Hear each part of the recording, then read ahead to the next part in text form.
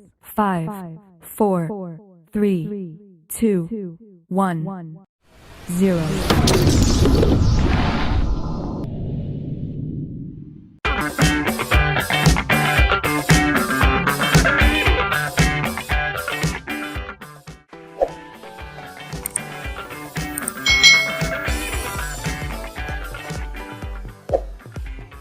Hai. Selamat datang di channel YouTube Kak Citra. Apa kabar adik-adik semuanya? Kak Citra berharap kalian dalam keadaan yang baik, sehat dan siap untuk belajar ya. Hari ini kita akan belajar bersama-sama untuk mata pelajaran tematik kelas 5. Kita belajar di tema 7, peristiwa dalam kehidupan, subtema 1, peristiwa kebangsaan masa penjajahan, pembelajaran yang keempat. Kira-kira hari ini kita mau belajar apa ya di pembelajaran 4? Yuk kita langsung saja belajar bersama-sama. Berbagai perlawanan terhadap penjajah terus mengalami kegagalan adik-adik karena perlawanannya masih bersifat kedaerahan. Kemudian lahir sistem perjuangan baru yang dikenal dengan kebangkitan nasional. Bangsa Indonesia mengalami penderitaan akibat penjajahan mulai abad ke-17 sampai abad ke-20. Pada masa penjajahan, bangsa Indonesia ini telah berusaha sekuat tenaga untuk mengusir penjajah dan bercita-cita menjadi bangsa yang merdeka dan bebas dari penjajahan adik-adik. Berbagai bentuk perlawanan terhadap penjajah yang dilakukan oleh Papa cocok lo.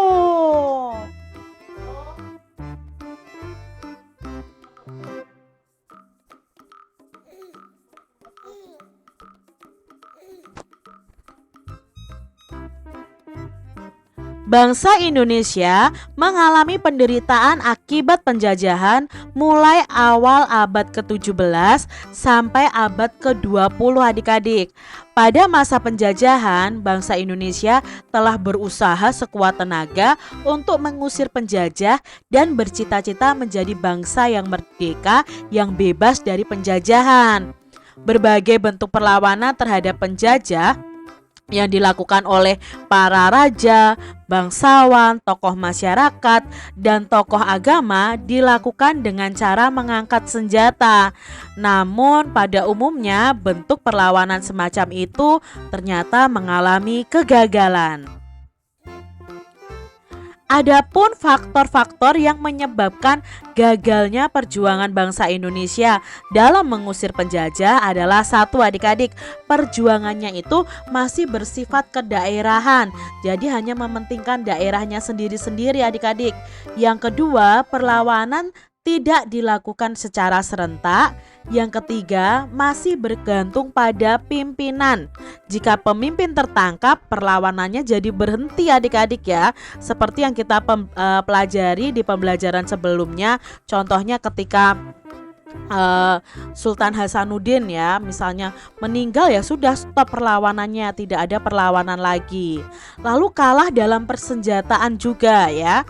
Indonesia itu terkenal senjatanya dulu adalah bambu runcing adik-adik. Sedangkan pihak penjajah ya sudah memakai senapan ya, memakai pistol. Jadi kan tidak imbang ya adik-adik ya, kalah dalam persenjataan. Lalu Belanda itu menerapkan politik adu domba. Nah, sukanya mengadu adik-adik, bahkan antar bangsanya saja di Nusantara ini diadu oleh Belanda. Nah, inilah penyebab gagalnya perjuangan bangsa Indonesia. Berdasarkan pengalaman tersebut, kaum terpelajar ingin berjuang dengan cara yang lebih modern, yaitu menggunakan kekuatan organisasi. Lalu lahirlah organisasi-organisasi yang menandai lahirnya masa pergerakan nasional. Jadi di sini anak-anak mudanya mulai sadar mereka ingin berjuang secara lebih modern melalui kekuatan organisasi. Masa pergerakan kebangsaan itu dibedakan menjadi 3 masa, yaitu pertama adalah masa awal atau perkembangan, dari pergerakan nasional, lalu ada masa radikal dan masa moderat. Apa ini masa awal pergerakan nasional, masa radikal, dan masa moderat? Yuk kita pelajari bersama-sama. Di sini masa awal pergerakan nasional itu terjadi tahun 1900-an adik-adik. Pada masa ini lahir banyak organisasi pergerakan seperti Budi Utomo, Sarekat Islam, Muhammadiyah, dan Indes Partis. Nah, salah satu organisasi yang besar pengaruhnya terhadap pergerakan nasional adalah Budi Utomo ini adik-adik. Pada hari Minggu tanggal 20 Mei 1908, Sutomo beserta kawan-kawannya ini berkumpul di Jakarta. Mereka sepakat mendirikan organisasi yang namanya Budi Utomo, yang artinya adalah usaha yang mulia. Nah, karena sebagai organisasi modern yang pertama kali muncul di Indonesia, pemerintah RI menetapkan tanggal berdirinya Budi Utomo itu diperingati sebagai Hari Kebangkitan Nasional. Itu pada masa awal pergerakan nasional. Lalu sekarang masuk ke masa awal radikal, itu sekitar tahun 1920 sampai 1927-an. Nah, perjuangan bangsa Indonesia melawan penjajah pada abad ke-20 disebut dengan masa radikal. Karena pergerakan-pergerakan nasional pada masa ini bersifat radikal atau keras terhadap pemerintahan Hindia Belanda. Mereka menggunakan asas non-kooperatif atau tidak mau bekerja sama dengan Belanda. Nah, organisasi-organisasi yang bersifat radikal adalah Perhimpunan Indonesia atau PI, Partai Komunis Indonesia atau PKI, Nahdlatul Ulama atau NU, lalu ada Partai Nasional Indonesia atau PNI. Itu pada masa-masa awal radikal adik-adik. Berikutnya masa yang ketiga adalah pada masa moderat, itu tahun 1930-an. Nah, sejak tahun 1930-an organisasi-organisasi pergerakan Indonesia mengubah taktik perjuangannya. Mereka menggunakan taktik kooperatif, bersedia bekerja sama dengan pemerintahan Hindia Belanda. Nah, organisasi yang berhaluan moderat ini antara lain Partindo 1930, PNI Baru, Partai Indonesia Raya atau Parindra, Gerakan Rakyat Indonesia atau Gerindo, ada dan Gabungan Politik Indonesia atau GAPI. Nah, selain organisasi di atas, masih banyak sekali organisasi kepemudaan dan keagamaan lainnya yang ada dan berkembang pada masa itu. Antara lain ada Pergerakan Tarbiyah Islamiyah atau PERTI, ada Majelis Islam Ala Indonesia atau MIAI, ada Jong Islamiten Bon, ada Sumatera Tawalib yang lahir di Minangkabau, ada Persatuan Pemuda Kristen dan Persatuan Pemuda Katolik. Mengapa berbagai bentuk perlawanan terhadap Belanda itu sering mengalami kegagalan adik-adik? Ya, alasannya karena apa? Perjuangannya masih bersifat kedaerahan, perlawanannya tidak dilakukan serentak, masih bergantung kepada pimpinan, kalah dalam persenjataan, dan Belanda sendiri juga menerapkan politik adu domba. Bagaimana perubahan strategi perlawanan terhadap Belanda yang dilakukan oleh kaum atau golongan muda terpelajar? Nah, kaum atau golongan muda terpelajar ini lebih modern nih cara berjuangnya dengan menggunakan kekuatan organisasi. Peristiwa apa yang menandai lahirnya masa pergerakan nasional? Nah, peristiwa yang menandai lahirnya masa pergerakan nasional adalah berdirinya organisasi Budi Utomo pada tanggal 20 Mei 1908. Jelaskan pembagian masa pergerakan nasional. Nah, masa pergerakan nasional tadi kan dibagi menjadi 3, yaitu masa awal pergerakan nasional, masa awal radikal, dan masa moderat. Itu tadi 3 masa pergerakan nasional. Peristiwa apa yang menjadi latar belakang ditetapkannya Hari Kebangkitan Nasional? Nah, Hari Kebangkitan Nasional tadi kan berhubungan dengan hari berdirinya Budi Utomo ya adik-adik ya. Jadi pemerintah RI menetapkan bahwa tanggal berdirinya Budi Utomo ini diperingati sebagai Hari Kebangkitan Nasional. Adik-adik, kita akan belajar tentang biografi dan kisah perjuangan dari Sutomo nih ya. Dia adalah pendiri dari Budi Utomo tadi. Nah, nama tokohnya Bapak Sutomo ya. Asal tokohnya adalah dari Jawa Timur. Bentuk perjuangan beliau apa? Membentuk organisasi nasional pertama yaitu Budi Utomo. Dampak perjuangannya apa terhadap pergerakan nasional? Nah, pendiri Budi Utomo ini yang melahirkan semangat pergerakan nasional yang nantinya berguna untuk mencapai kemerdekaan Indonesia. Ini sebagian kecil dari biografi dan kisah perjuangan dari Dr. Sutomo. Nah, adik-adik bisa mencari informasi lebih lanjut tentang Pak Sutomo ini. Munculnya rasa kebangsaan Indonesia itu berasal dari keinginan kuat rakyat Indonesia untuk merdeka dan berdaulat adik-adik. Sejak abad ke-19 mulai muncul benih-benih rasa kebangsaan atau nasionalisme bagi bangsa-bangsa di Asia Afrika, khususnya di Indonesia. Banyak faktor yang memicu munculnya rasa kebangsaan di Indonesia. Salah satunya kenangan kejayaan masa lalu. Nah, kenangan kejayaan masa lalu itu khususnya pada kejayaan Kerajaan Majapahit dan Sriwijaya serta kebesaran kerajaan-kerajaan Islam. Pada masa Majapahit, kerajaan itu mampu menguasai seluruh Nusantara. Adapun pada masa Sriwijaya, kerajaannya itu mampu berkuasa di lautan karena pasukan maritimnya sangat kuat. Adik-adik, di sini kita akan belajar faktor-faktor apa sih yang memicu munculnya rasa kebangsaan terhadap Indonesia. Nah, itu ada dua faktor. Faktor dari dalam atau internal dan faktor dari luar atau eksternal. Faktor dari dalam yang memicu munculnya rasa kebangsaan itu adalah kenangan kejayaan masa lalu pada masa kerajaan.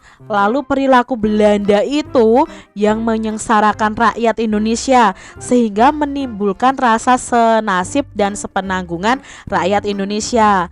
Berikutnya ada lahirnya kaum terpelajar ya. Lalu lahirnya kelompok terpelajar Islam, lahir dan munculnya semangat persamaan derajat pada masyarakat Indonesia. Itu faktor internalnya. Sekarang faktor eksternal atau dari luarnya. Itu pertama adanya perkembangan nasionalisme di berbagai negara seperti India ya, mempengaruhi Indonesia juga nih, supaya Indonesia ini muncul rasa kebangsaannya sehingga ingin merdeka. Lalu adanya politik etis dari Belanda. Berikutnya faktor eksternalnya adalah peristiwa Perang Dunia Pertama, menyadarkan kaum terpelajar mengenai penentuan nasib bangsanya sendiri. Yang keempat, munculnya dorongan untuk melawan penjajah karena perbedaan ideologi. Dan yang kelima, pengaruhnya adalah kemenangan Jepang atas Rusia. Ini faktor-faktor lain yang memicu munculnya rasa kebangsaan rakyat Indonesia pada waktu itu. Perkembangan masyarakat Indonesia pada masa munculnya rasa kebanggaan terjadi di berbagai bidang kehidupan. Di antaranya sebagai berikut adik-adik, ada di bidang ekonomi dan di bidang pendidikan.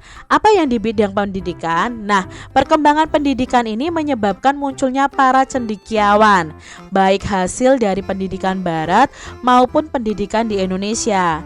Para cendekiawan ini menjadi pelopor dan pemimpin munculnya organisasi-organisasi pelajar dan mahasiswa untuk melawan penjajah seperti Dr. Sutomo dan organisasi Budi Utomo.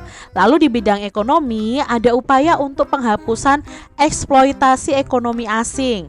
Tujuannya untuk membentuk masyarakat yang bebas dari kesengsaraan adik-adik dan kemelaratan serta meningkatkan taraf hidup bangsa Indonesia. Selain itu ada di bidang politik, dan bidang sosial budaya. Apa ini pengaruhnya?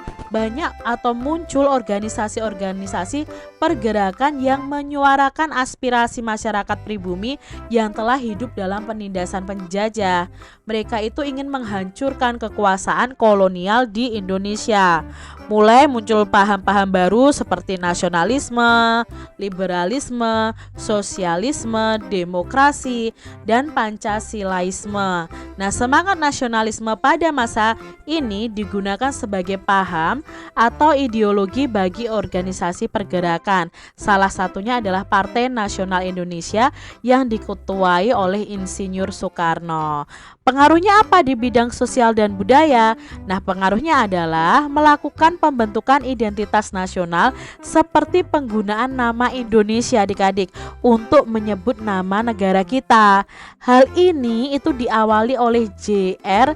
Logan pada tahun 1850 dan istilah Indonesia ini makin populer sejak diadakannya Sumpah Pemuda 28 Oktober 1928. Ada upaya untuk melindungi, memperbaiki, dan mengembalikan budaya bangsa Indonesia yang hampir punah karena masuknya budaya asing sejalan dengan masuknya penjajah di Indonesia. Itu tadi adik-adik ya pengaruhnya. Nah, sekarang pengaruh perkembangan dan keadaan masa munculnya rasa kebangsaan terhadap kehidupan masa kemerdekaan hingga sekarang nih di bidang pendidikan apa? Nah, pengaruhnya adalah dengan perkembangan pendidikan nasional sejak masa kebangkitan itu menyebabkan para cendekiawan menjadi pelopor dan pemimpin bangsa saat itu. Lalu pengaruh perkembangan dan keadaan masa munculnya rasa kebangsaan terhadap kehidupan masa kemerdekaan hingga sekarang di bidang ekonomi apa? Nah, terbentuknya masyarakat yang bebas dari kesengsaraan dan kemelaratan serta meningkatkan taraf hidup bangsa Indonesia.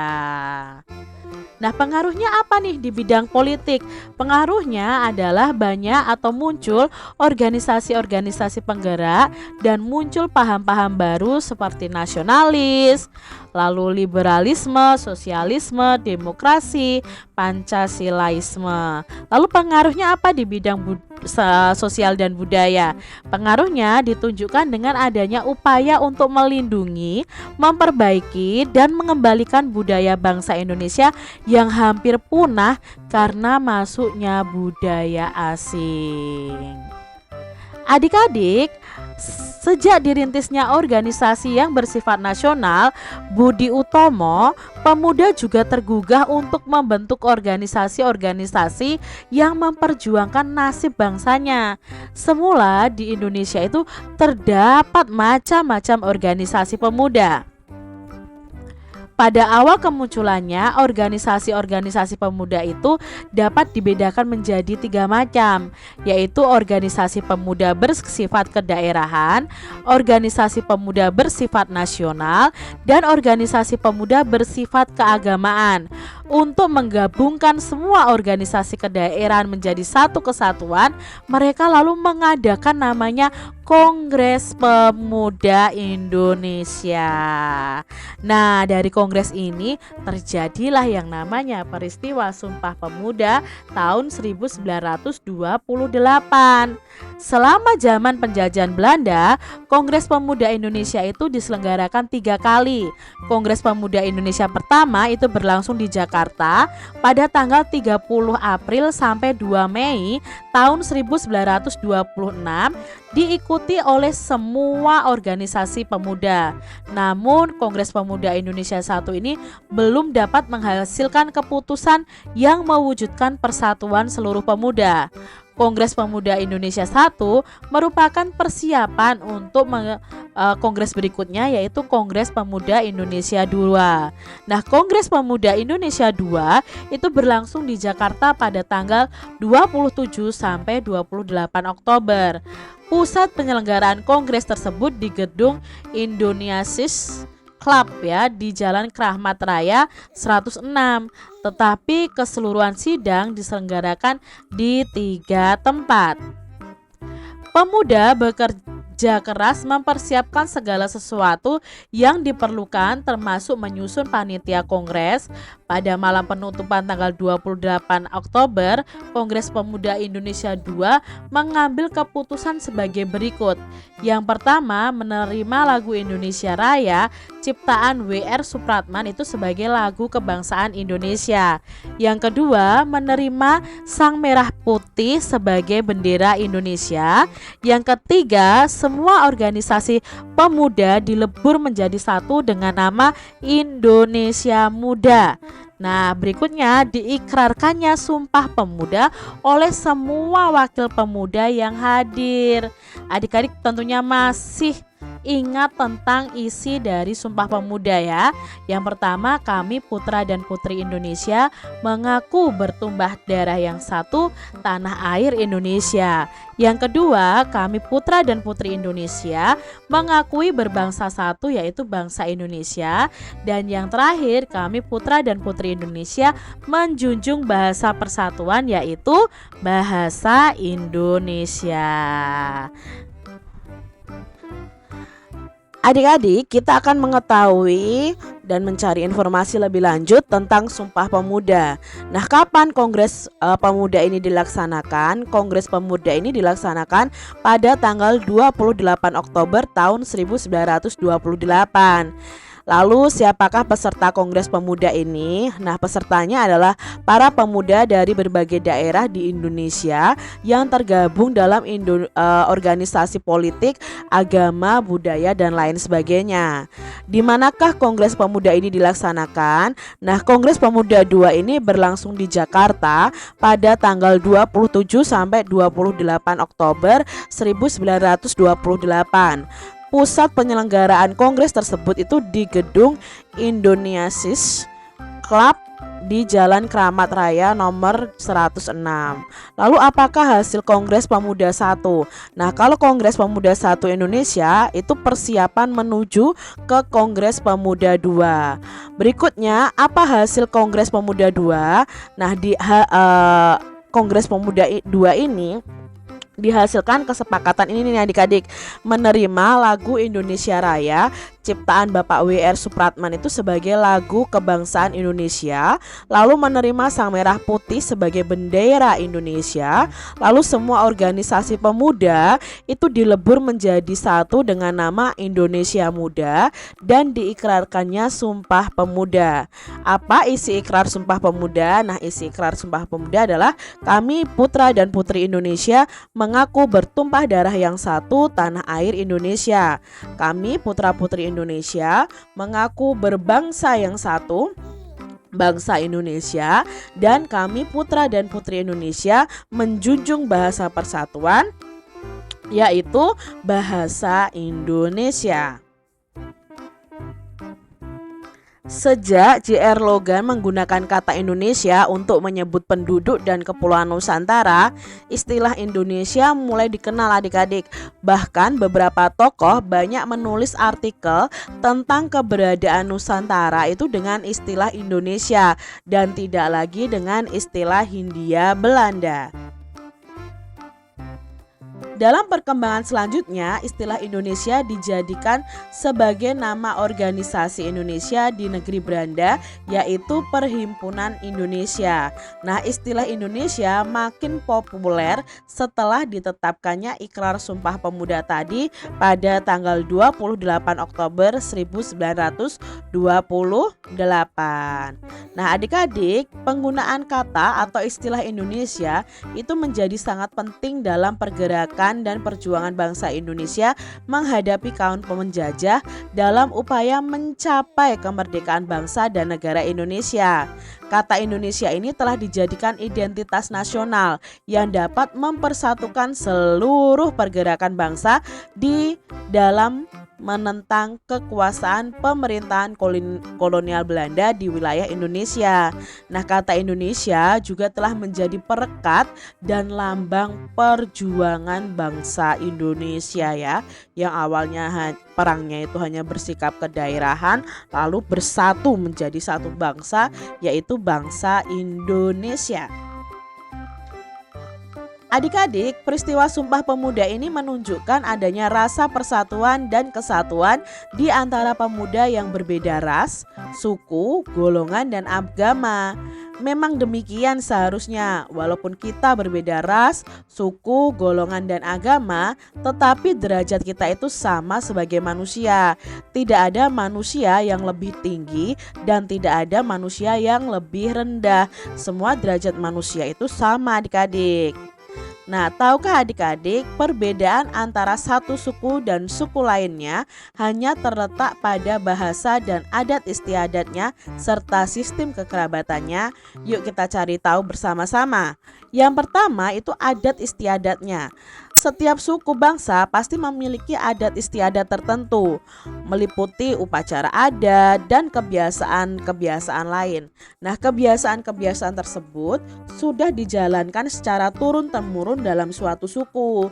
Contohnya nih adik-adik, upacara pembakaran mayat ya, itu atau ngaben di Bali. Nah, perbedaan adat istiadat ini menunjukkan perbedaan kebudayaan yang tampak dari pola perilaku atau gaya hidupnya. Pola perilaku orang Batak yang suka bicara terus terang sehingga terkesan tegas dan keras sangat berbeda loh dengan pola perilaku orang Jawa Tengah, khususnya itu orang Solo dan orang Yogyakarta yang lembut, suka berbicaranya tuh hati-hati, penuh dengan sindiran secara halus. Lalu berikutnya ada bahasa daerah. Nah, tiap suku itu biasanya memiliki bahasa daerah tertentu. Sebagai contoh, suku Jawa itu memiliki bahasa Jawa dalam melakukan percakapan sehari-hari. Suku-suku bangsa lainnya pun menggunakan bahasa daerahnya masing-masing. Berikutnya ada sistem kekerabatan. Nah, sistem kekerabatan ini merupakan sistem keturunan yang dianut oleh suku bangsa tertentu berdasarkan garis ayah, garis ibu, dan kedua-duanya. Nah, adik-adik di sini ada tugas nih untuk kalian. Kalian bisa melakukan wawancara untuk mengetahui keragaman yang ada di lingkungan tempat tinggal kalian. Kalian lakukan wawancara untuk memperoleh data tentang suku bangsa yang ada di sekitar kalian. Misalnya satu RT. Kalian bisa wawancara juga kepada Pak RT nih. Kapan Pak RT biasanya memiliki data dari seluruh warganya. Nah, kalian bisa bertanya kepada Pak RT, apa saja sih suku bangsa yang ada di lingkungan sekitar kalian. Nah, sebelum itu, wawancara itu apa sih? Nah, kita akan belajar. Wawancara adalah suatu kegiatan tanya jawab yang dilakukan oleh seorang pewawancara ya, atau sebagai penanya. Jadi orang yang melakukan tanya jawab itu disebut pewawancara atau penanya, dan orang yang menjawab dari pertanyaan itu disebut dengan narasumber. Narasumber itu sebagai orang yang ditanya. Nah, kegiatan wawancara ini bisa menjadi efektif dan efisien apabila kita itu mengetahui teknik dan rencana wawancara dengan benar. Teknik wawancara itu bermacam-macam. Jika kita melakukan wawancara terhadap seseorang, kita dapat memakai teknik individual atau perorangan. Nah, kegiatan wawancara ini bisa sedikit berbeda tergantung pada orang, tempat, waktu, dan hal yang dibicarakan. Nah, apa itu narasumber? Narasumber adalah orang yang memberi mengetahui secara jelas tentang sebuah informasi atau sebagai sumber informasi. Nah, salah satu tujuan wawancara adalah sebagai bahan informasi, misalnya yang berkaitan dengan masalah sosial, politik, ekonomi, dan lain-lain. Lalu bagaimana ya langkah-langkah wawancara? Nah, langkah-langkah wawancara, pertama tentukan dulu topik wawancaranya adik-adik. Yang kedua, buat daftar pertanyaan. Pertanyaan yang akan diajukan itu harus terarah dan memenuhi sasaran. Yang ketiga, cari narasumber yang tepat. Artinya narasumber tersebut harus benar-benar mengerti tentang informasi yang ingin kita ketahui, sehingga informasi yang kita peroleh itu juga tepat. Misalnya kalau ingin mengetahui harga-harga sembako, maka ya narasumbernya adalah pedagang sembako di pasar, misalnya seperti itu. Lalu langkah berikutnya adalah mempelajari kepribadian narasumber. Bagaimana sih wataknya, bagaimana sifatnya. Setelah itu, apabila belum saling mengenal, kalian harus saling memperkenalkan diri kepada narasumbernya ya. Jadi kalian harus memperkenalkan diri. Mengajukan pertanyaannya itu yang sudah kalian susun ya harus dengan jelas dan sopan. Jangan seenaknya sendiri di depan narasumber. Yang ketujuh, jangan mengajukan pertanyaan yang dapat menyinggung perasaan narasumber. Ini tidak boleh dilakukan adik-adik. Setelah itu, ketika narasumbernya menjawab, kalian mencatat jawaban yang disampaikan oleh narasumber. Inti-intinya apa ya? Jangan sampai ada yang terlewat. Nah, apabila wawancaranya sudah selesai, jangan lupa kalian mengucapkan terima kasih. Itu tadi adik-adik ya, langkah-langkah dalam wawancara. Wah, hari ini ilmu yang kita dapat banyak sekali ya. Semoga adik-adik tidak bosan untuk mendengarkannya, karena memang ilmu ini untuk kita semuanya. Terima kasih sudah menyaksikan video dari Kak Citra, dan sampai jumpa lagi di video pembelajaran Kak Citra selanjutnya. Tuhan memberkati. Jangan lupa tekan tombol subscribe, lalu tekan loncengnya, tekan juga tombol like, lalu share ke media sosial kalian. Jangan lupa untuk ikuti media sosial Kak Citra. Terima kasih.